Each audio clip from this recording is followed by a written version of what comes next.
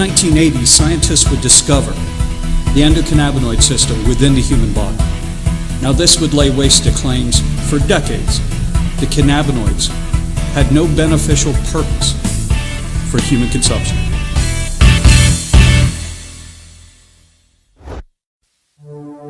Obesity, particularly abdominal obesity and the associated cardiometabolic complications, are critical areas of investigation. The endocannabinoid system helps to regulate the central control of energy balance and peripheral metabolic processes, both of which may contribute to cardiometabolic risk factors.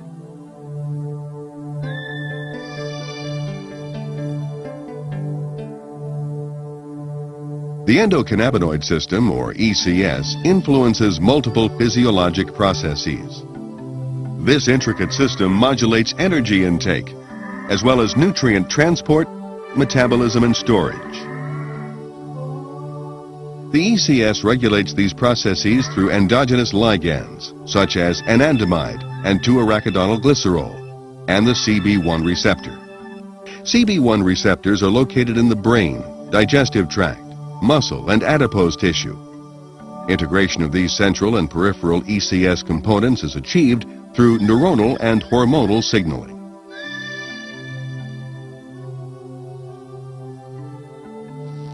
Within the brain, CB1 receptors are among the most abundant G-protein-coupled receptors. However, in contrast to classical signaling, where information travels from pre- to post-synaptic neurons, the ECS uses retrograde signaling. The information travels from post to presynaptic neuron. Let's take a closer look at this mechanism using a glutamatergic neuron model. When an action potential reaches the axon terminal, membrane depolarization triggers the release of glutamate. Glutamate binds to postsynaptic glutamate receptors, inducing calcium channels to open. During periods of intense neural activity, calcium accumulates in the postsynaptic neuron. This calcium buildup causes the synthesis and release of endocannabinoids from membrane lipids. Diffusing across the synaptic cleft, the endocannabinoids bind to the CB1 receptor, activating the G proteins. Activation influences ion flow. The result: suppression of presynaptic neurotransmitter release. Endocannabinoids are subsequently taken back into the cell and enzymatically degraded.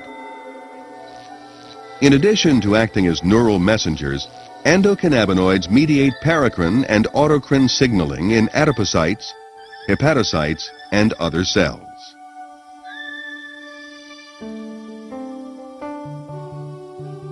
Endocannabinoid system activity in the central nervous system regulates food intake. For example, ECS stimulation by hunger and fasting signals stimulates appetite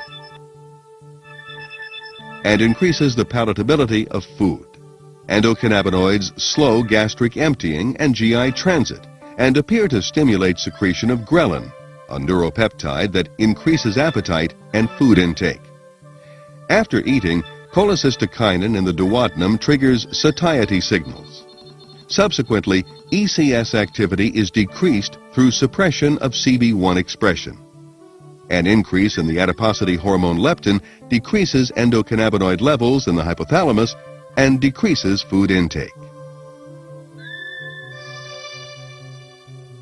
ECS regulation of peripheral metabolism influences energy balance. Stimulation of the ECS increases food intake and adiposity. Conversely, blocking CB1 receptors reduces food intake and adiposity. In the liver, ECS stimulation can lead to lipogenesis through the activation of hepatic lipogenic enzymes and increased fatty acid synthesis.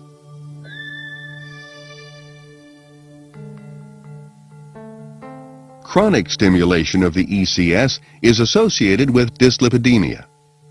Activation of CB1 receptors increases expression of SREBP1C, a lipogenic transcription factor, and increases fatty acid synthesis. SREBP1C increases production of lipogenic enzymes, ACC1, and fatty acid synthase. Increased fatty acid synthesis can lead to production of large triglyceride-rich VLDL. Large triglyceride-rich VLDL sets the stage for the atherogenic lipid profile of small, dense LDL, decreased levels of atheroprotective HDL, and overall increases in cholesterol and triglyceride levels.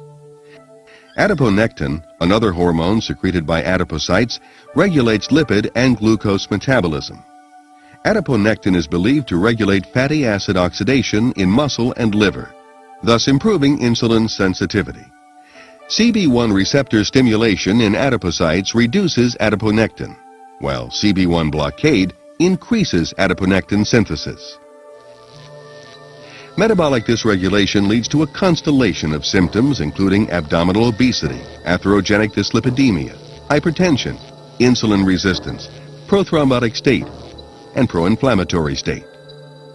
As basic and clinical research progresses, we will continue to increase our understanding of the central and peripheral endocannabinoid system and its role in the regulation of metabolic function.